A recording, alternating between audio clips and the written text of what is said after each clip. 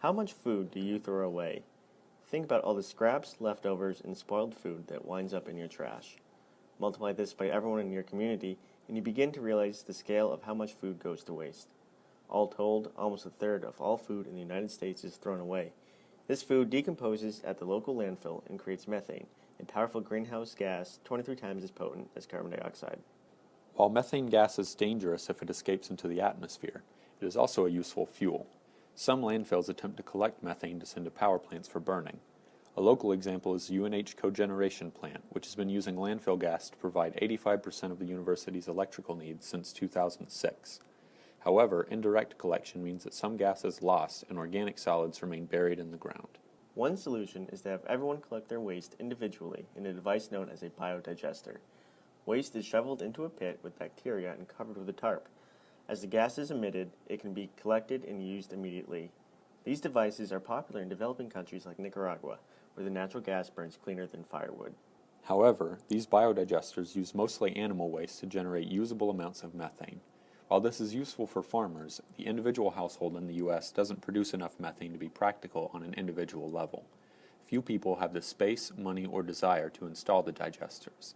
But what if there was a way to bring this green technology to suburbs without necessitating a large individual burden?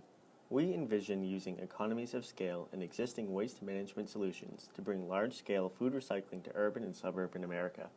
Instead of numerous small digesters, one large digester will be built in a single waste collection area. Instead of dividing waste into simply trash and recycling, a third division will be made: food. Most communities across the United States have some sort of municipal waste collection. Facilities that offer recycling often even see a small surplus from the sale of recyclables. We believe that a similar system will work for food waste. By collecting an entire community's food waste, enough methane can be collected and produced to represent an economically viable source of fuel. This fuel can either be sold to the market or even used to fuel natural gas-powered collection vehicles, reducing overhead. Keeping the food waste separate from other trash also means that the solid leftovers can be reprocessed into rich organic fertilizer.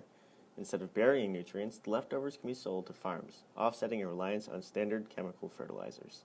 In Norway, waste is already divided between solids, recycling, and food. The methane produced by this system fills the tank of every bus in the city of Oslo. Instead of creating a potent greenhouse gas, the city has leveraged its food waste into gasoline-free public transportation. We believe that this method represents a practical, value-added process for existing waste management solutions, or even as a business in its own right.